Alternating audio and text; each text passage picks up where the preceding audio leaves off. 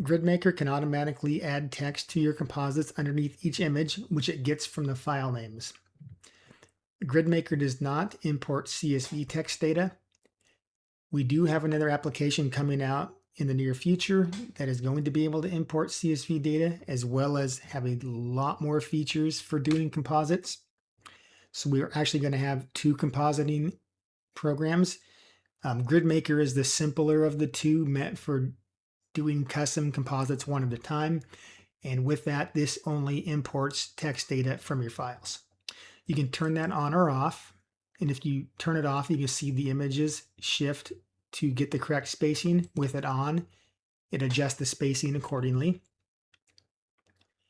And in your image files, there's 8 different ways that you can format your file names to import into GridMaker.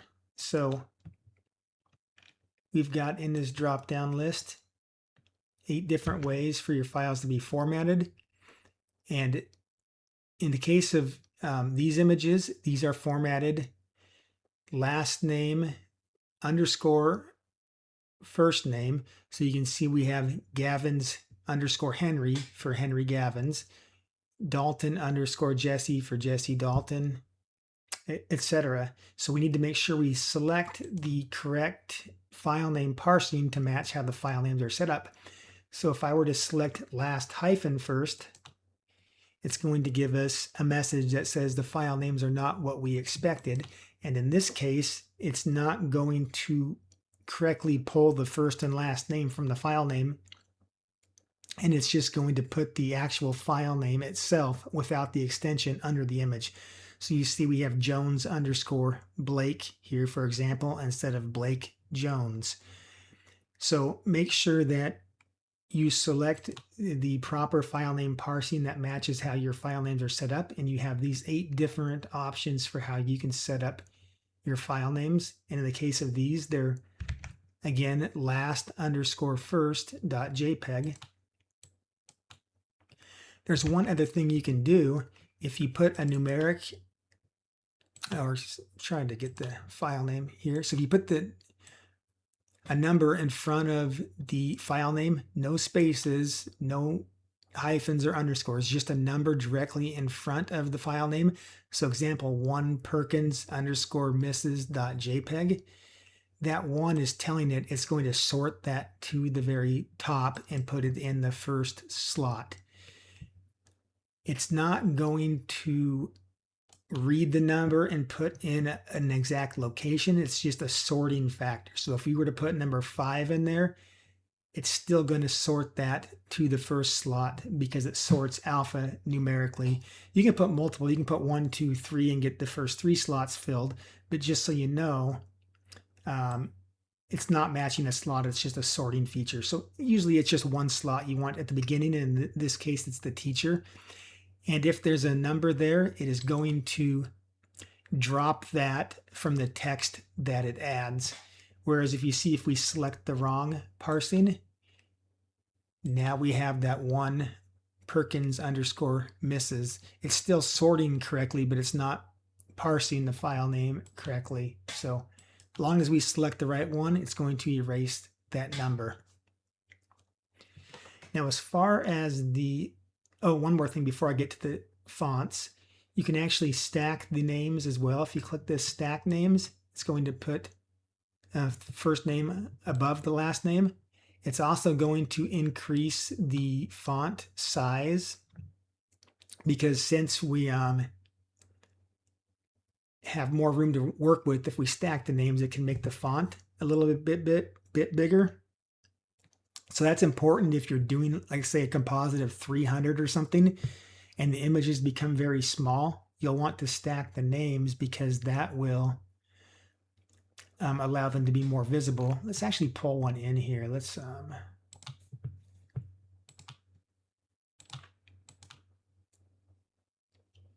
so in this case, we have 228 images, and you see the font stacked here. If I unstack that, you can see the font is a little bit smaller and harder to read. And also, the smaller it makes the images, the more it's going to increase the font size proportional to your image so you can read it a little bit better. Let's go back to our other source folder, which we can see better. Another thing this does with the automatic font import is it will automatically rescale any names that are too long. Actually don't have any in this template that I think needed to be rescaled, or if so, it was very minimal. But as soon as the names get to where they're almost the width of the slot, it will scale those down, not vertically, just horizontally. So it will still line up vertically, but it will shrink it down so it doesn't overlap. Next thing is you can use any font on your system. You can come in the drop-down menu and select any font you want. You can also use the steppers here to just step through fonts. In your character display down here, this shows you what all the characters in the font look like, as well as the accent characters, which are important. So if you know that you may have some classes that have some students with accents in their name or accent marks on the characters, you can see what that's going to look like. And that's important because if you choose a font that doesn't have those characters, like this font, for example, you can see Jose here, you can see the E doesn't look right. And that is because if a font is not created with these accent characters, GridMaker is just going to replace that with Arial. So we can see this is using Arial font for those. So just keep that in mind when you're choosing fonts. If you have accent characters, make sure you choose a font that actually, where the font designer designed those. Here's another one where you can see it's got Arial font for the accents, just because again the font maker did not design their font that way. Arial is the default font. You can also search fonts too. So if you come up here in the font search, let's say we want to search for a script font, it's going to look for anything in the name, and we can just select that font here. Now if you do put something in the search, you're not going to see anything else. So if you erase that, then you'll have all your selections back. You can also change the color of the font. So we'll just, for something to see, we'll make it red here. Let's actually choose a different font here other than the standard. It's hard to look at there. I don't know. Let's just choose something that's very, that's Arial. Again, Arial black. Let's choose.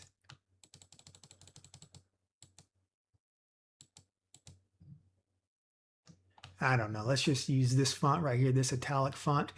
I do want to show one more thing too, is when we save a PSD, because I know this question is going to get asked.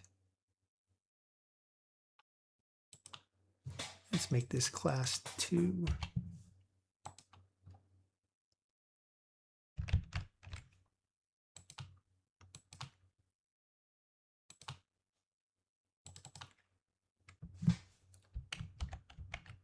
So when you save it to a PSD document, you choose the auto select here.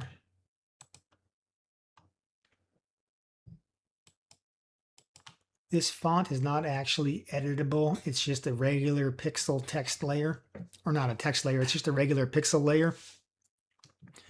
I would like for this to be editable font, but the Photoshop PSD file format is a proprietary format, and text embedded in PSDs is actually quite complicated. So I've been trying to work through ways to get that to work right, but as of now, this is just a regular pixel layer. So make sure you get your names right. And if worst case, if you have to change one, you would have to go in here and create a new font layer in Photoshop. But as long as your names are correct, you shouldn't have to do that. So no big deal.